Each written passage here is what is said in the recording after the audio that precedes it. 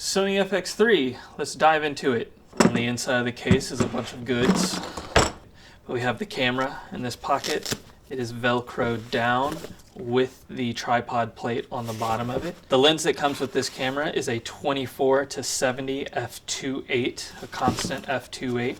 It comes with an XLR cord, kind of a mini XLR cord, 18 inches or so.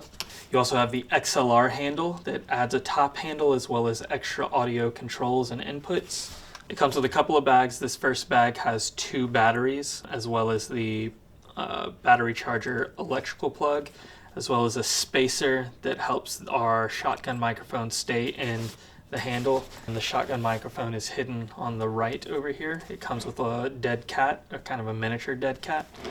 Or is it a wampus? Dead wombat, dead cat, whatever you want to call it. The second bag comes with 2 powerful SD cards and an SD card reader, as well as a USB-C to USB-C cable. We've included a pouch of 3 different ND filters. This camera does not have internal ND like the 6K does, so we've just included these. They screw on in 3 different levels of intensity. And then the camera battery charger is in the top right. Okay, let's go to the camera. First thing is the battery. The battery port is at the bottom of the camera. You're going to fit it in with the teeth to the outside of the camera and plop it in, and this blue lever pops out. To release the battery, you push that blue lever in. I'm going to close the door. Let's put in our memory card. So I'll grab our CF Type A card from its nice little plastic sheath.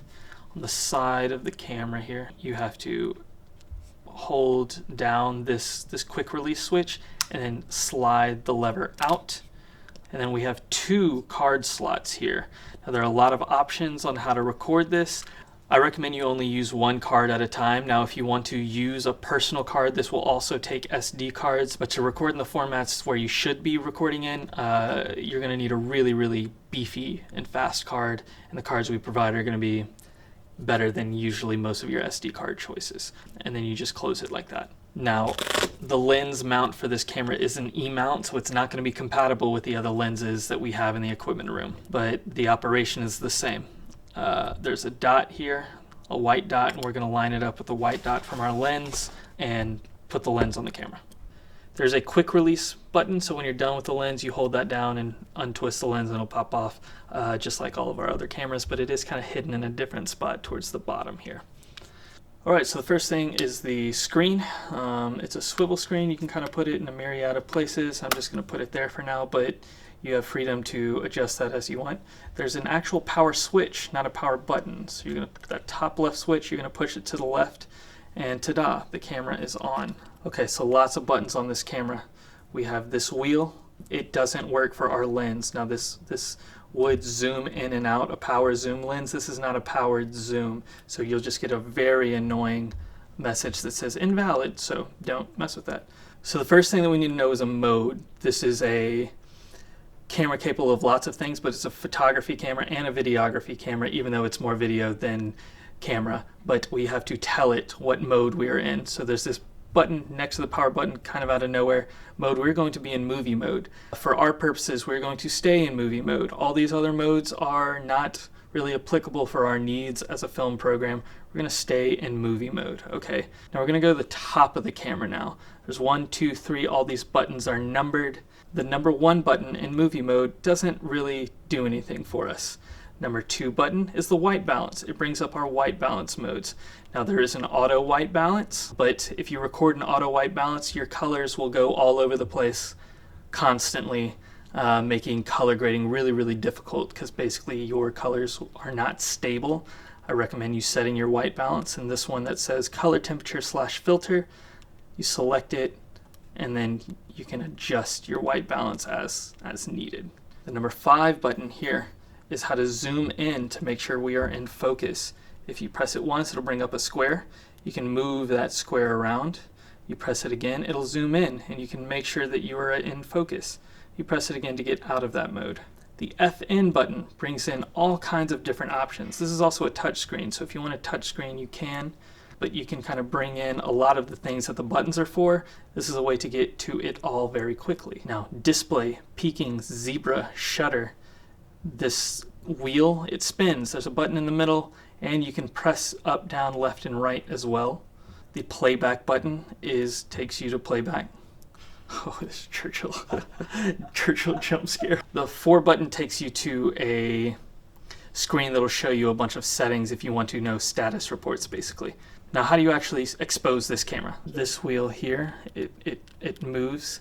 This controls our f-stop, our iris, our aperture.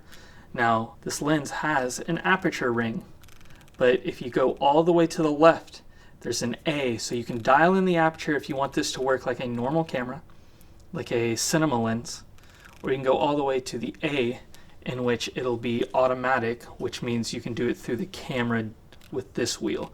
And that's kind of up to you. I prefer to use this wheel. This camera just makes it more easy to operate that way. But if you just want to set it to f5.6 and then never touch it again, you can do that. And then there's a locking mechanism on the lens, so you can select your aperture and lock it, and you can't accidentally bump it and change it. There's another dial up at the top. This dial changes our shutter angle or our shutter speed. We're going to always stay at a shutter angle in this program. Just easier for a consistent language of the technology. Shutter angle isn't something you're going to be changing that much. Remember, we want ours always at 180 for 99% of the time, so that's not a dial I use very much. And then to change our ISO, this center wheel spins.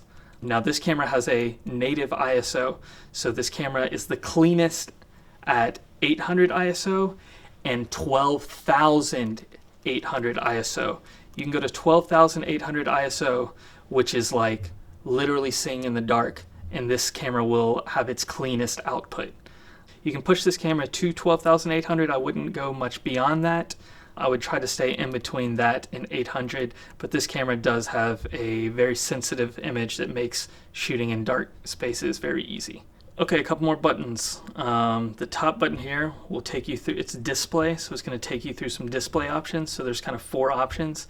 So the display screen has so much information on this camera, and we can modulate that a little bit, but I'm going to walk you through it. So the top left is our audio levels. Then over here is our frame rate and information. Then your standby, this tells you if you're on standby, if you're actually recording. Then it tells you how much time is left on your memory card. This icon is telling you that we can tap to be in focus. I'm going to get to the focus of this camera a little bit more.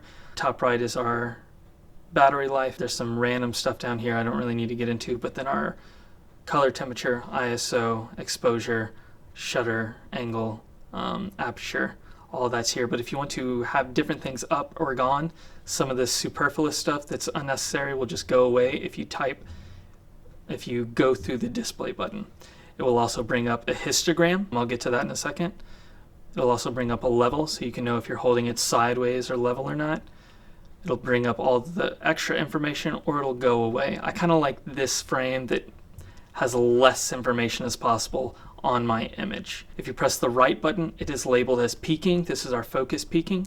There's some more settings for this in the menu, but if you just want to toggle it on and off, you press the right button. If you press the left button, it brings in your zebra. So if you're someone who exposes by zebra, you can turn that on and off by pressing the left button. And then if you press the center button, you can change it from autofocus to manual focus. Now, with this lens, those options are also here. There's an autofocus lever and a manual focus lever that will also control that, but doing it in the camera will supersede and kind of overtake what that lever is doing. So you just press the center button, autofocus or manual focus, which is kind of the main selling point of this camera, is that it has really wonderful autofocus. Now I say that with the caveat of the machines will never take over fully. You can never have full command of this autofocus, but if you're in a situation where, especially for documentary filmmaking, if you don't have full control over the event where you are recording and it's live sports or action or something like that, and you need to have it in focus and you are also interviewing someone or your attention is split, sometimes having autofocus is really a gift, and this camera brings that to us. So this thing has an autofocus. It's pretty accurate. It's pretty fun to play with. But if you have a frame and you want it to focus over here, you simply tap over there, or you tap back to wherever you want it to be in focus. And to let it go back into autofocus to where it's kind of judging what you want it to focus on, you press the center button. So if you tap it over there, then you want to go back to normal, you just press the center button and it'll overwrite where you have tapped, because otherwise you're just tapping around to pick what's in focus. If you want to operate it that way, you can, but just to go back to normal autofocus, you press the center button again. If I tell it to focus on the background, then I put my hand in front of it, it thinks we still want it on the background, so it's kind of turning it off by tapping on the screen. This camera does not have a false color. Why doesn't it have a false color? That's a phenomenal question, and I don't have an answer. They're dumb. They're really dumb people at Sony sometimes. It should have a false color. So you have to either expose just base your eye on the monitor, which is nearly impossible to do accurately because the brightness of the monitor goes up and down, the glare on the screen, how much light is in the atmosphere, are your eyes good? All of these things come into faction. It's not an accurate way to monitor. The only kind of thing that can help you here, other than a light meter, is you go to the display, you can bring up a histogram. A histogram is a way to measure light. It is kind of showing you all the values between the most dark on the left point and the most bright on the right point. And these lines will go up and down depending on how bright it is. So if you go crazy bright, you'll see all of our information is way in the brights. And if it's ever the lines all the way up and touching the ceiling, that means you don't have any information. Now this is a little obvious looking at the image, but if you also go all the way down, you'll see that all of our, here I'll just cover the lens, everything goes to the left where all the darks are. If it touches the sky, it is too dark. So basically you want all of your lines somewhere dead in the center of this histogram, and with this camera specifically, I would always try to be a little too bright rather than a little too dark. This camera does not deal with the dark parts of the image very cleanly. It's easier to bring it down than to bring it up. That's true of most digital cameras, digital cinema cameras these days, but especially true of this camera. Be more afraid of being underexposed. Being overexposed with this camera is a little less scary. You can bring those back. Now if you have an external monitor, all of our external monitors that we have false color, where you can help yourself there. Okay, so hidden under the flaps over here, this top flap is a full-size HDMI port for external monitoring or even external recording. Then these two smaller flaps here on the right is your headphone jack, as well as a microphone jack if that's how you want to do audio. Now we will go over the audio handle, so I think this is kind of redundant and the handle is going to handle this stuff better. There's also a micro USB as well as a USB-C.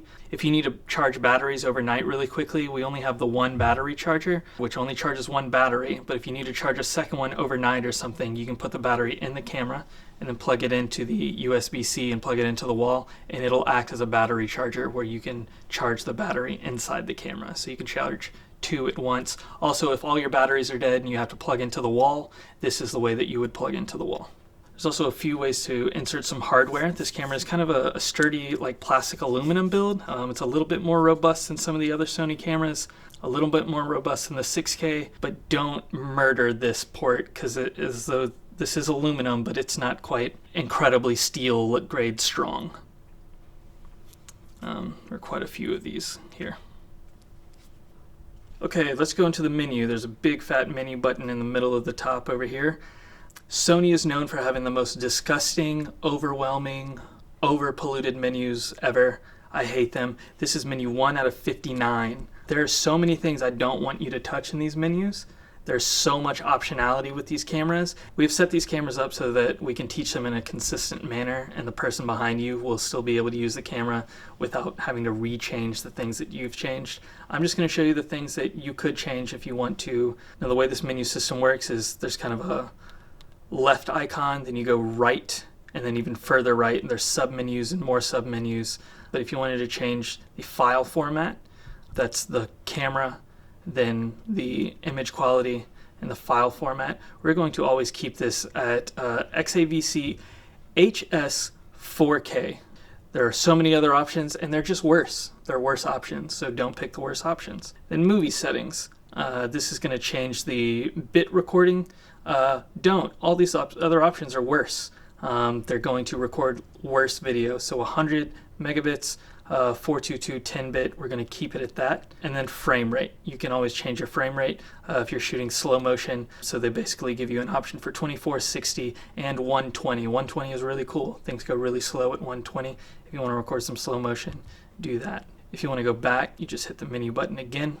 A lot of other settings here that I don't want you to touch. If you need to format your memory card, it's on the second page of the camera. So you go to the camera, then media, then format. You select your slot. It's really easy. Remember, this is the first thing you need to do the moment you put the memory card in this camera is format the card. It's a pretty simple process. Once it's done, go back to the menu. And there's a couple other things we can go through. Okay, the things that I want you to get into is shooting display. So in the camera, and then submenu number 10, shooting display. So if you want your rule of thirds line on, you know, with the Blackmagic menu system, that's easy to do, but with Sony, it's kind of buried. So you can turn your rule of thirds on or whatever grid display that you want on here. You can go in the marker displays and you can turn on any markers if you're going to shoot at a different aspect ratio and you want those markers up there. If you want safety zones or frame guides or anything like that, it's all in this submenu number 11 under the camera. You turn it off and on here, and then these are the things that, like, it would be really polite if you turn them off when you were done before you check the camera in. Okay, so under the camera, under submenu number 1 is the log shooting setting. This is really just information. We're going to make sure that this camera is shooting S-Log3 at all times. That might be gibberish and mean nothing to you. The Blackmagic cameras shoot RAW. This camera can't do RAW, but its best version or attempt to get there is something called S-Log3. You need to know that information once you get to color grading. One of the reasons I'm telling you about this is also for LUT reasons. We're going to keep the standard LUT of the Rec 709 on here. Now what that means is S-Log3, the way it records and the way it comes out the camera is really kind of grayscaled. It really takes out the saturation and the image that you get is very gray. But it's not going to look like that on the camera because we have this temporary LUT on that makes it look like it should. And when you bring that S-Log footage into the camera, there's a few buttons in DaVinci that you can click to make it color managed that'll instantly change it to Rec 709. It will basically instantly make it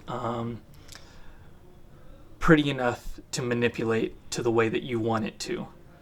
And if you don't know that the footage that you're bringing in is S-Log3, then some of your settings, then you might get a little lost. You can bring in and import a LUT if you want to here. That's not something I'm going to get into this video. If you know how to do that, then you probably know how to do that. If you want to get out of the menu system, you press menu again. Now on to the audio handle.